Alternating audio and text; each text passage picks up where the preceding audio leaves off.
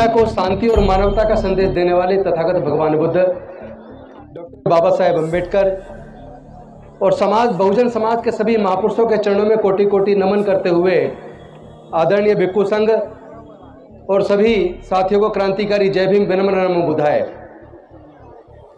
साथियों, समय कम लूंगा।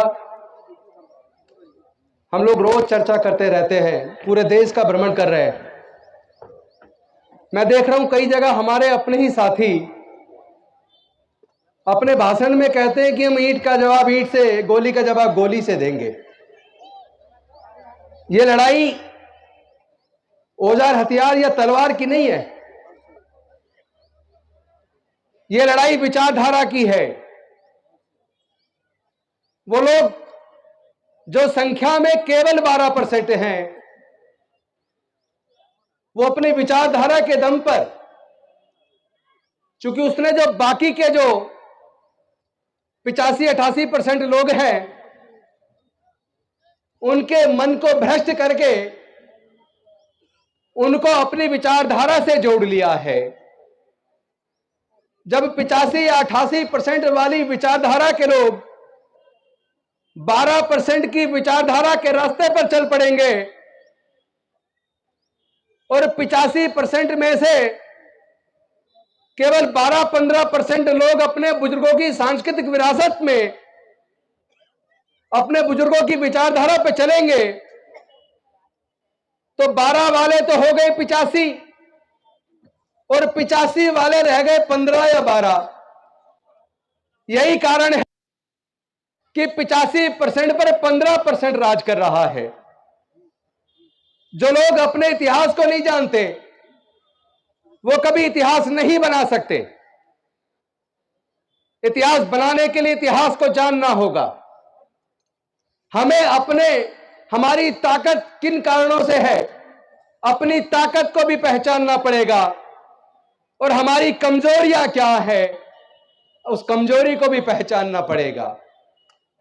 अगर हम अपनी कमजोरियों को पहचान कर कमजोरियों को दूर नहीं करेंगे और जिस चीज में हमारे अंदर ताकत है उसको संचित कर कर और ज्यादा इकट्ठा कर कर मजबूत नहीं करेंगे, तो हम उन्हीं 12-15% लोगों से हारते रहेंगे। तो सच को जानना बेहद जरूरी है। हमारी ताकत क्या है, इसको जानने से पहले यह जानना जरूरी है ऐसे कौन से कारण हैं कि हमारे समाज के लोग लगभग 3-3.5 हजार साल तक गुलाम रहे। मैं समझता हूं इसका कारण एक ही है।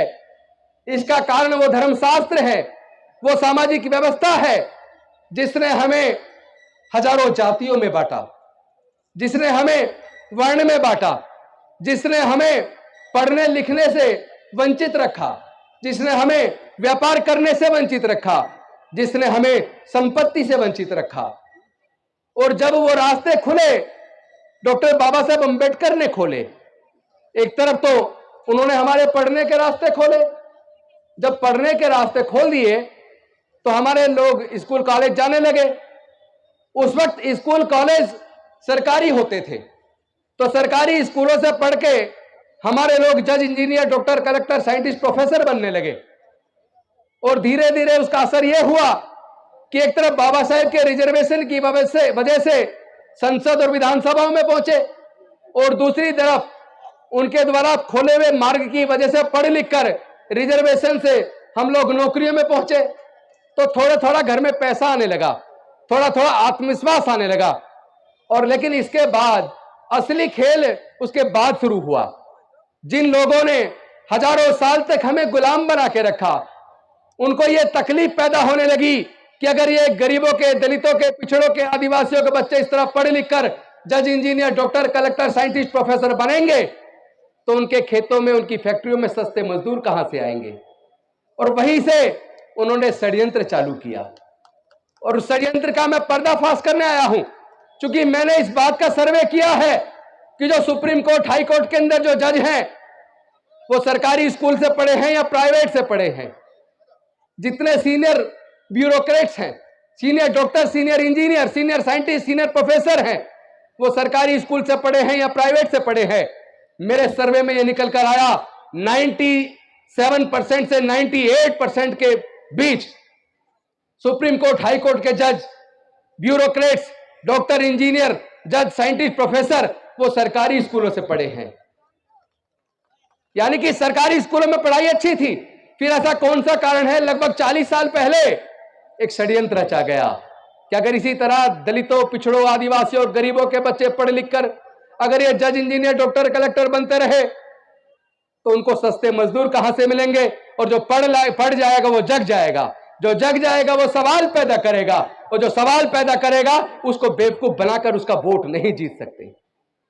तो उन्होंने षड्यंत्र किया एक तरफ, और इस सच को आपको मानना पड़ेगा। चूंकि भाई मैं तो बड़ा गौरवान्वित हूं अपने पूर्वजों की धरती पर मेरठ में आके, चूंकि हम लोग, हमारे पूर्वज मेरठ के थे। आज भी मेरे से कोई पूछता आप कहां से हो तो मैं कहता हूं मेरठ जिले से हैं।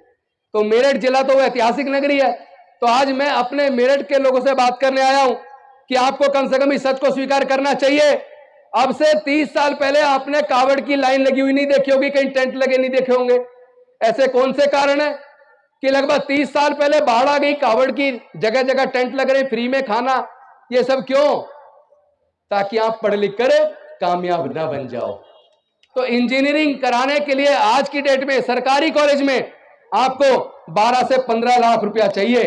क्या हमारे समाज के 99% लोग, हमारे समाज का मतलब दलित, पिछड़े, आदिवासी, किसान, मजदूर, पिछड़े वर्ग, सब लोग, सब मिला के 99% के माँ बाप 12 से 15 लाख रुपए का खर्चा नहीं उठा सकते।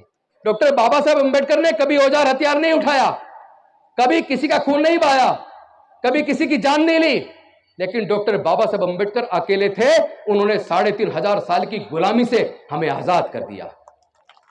ना केवल 3500 साल की गुलामी से आजाद कर दिया, बल्कि हमारे आगे बढ़ने के रास्ते खोल दिए।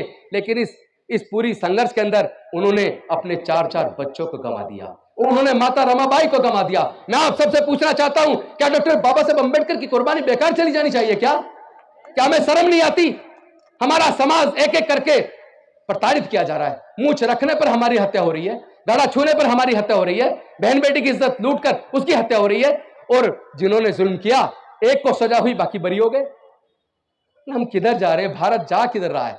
और वैसे भी हम लोग बुद्ध के धम्म को मानने वाले हैं। और आप इतिहास पढ़ लीजिए, हमारे पूर्वज बौद्ध थे। हम कोई धर्म परिवर्तन नहीं कर रहे, हम घर वापसी कर रहे हैं। हम लोग घर वापसी कर रहे हैं। तो अगर हमारे समाज के लोग तरक्की चाहते हैं, विकास चाहते हैं, तो आपको अपने पूर्वजों के धम्म में, बुद्ध के धम्म में वापस आना पड़ेगा। मैं धर्म परिवर्तन के खिलाफ हूं, मैं किसी की आस्था को ठेस पहुंचाने के लिए बिल्कुल तैयार नहीं हूं, लेकिन कोई हमारे आस्था को ठेस पहुंचाए वो भी हमें स्वीकार नहीं है।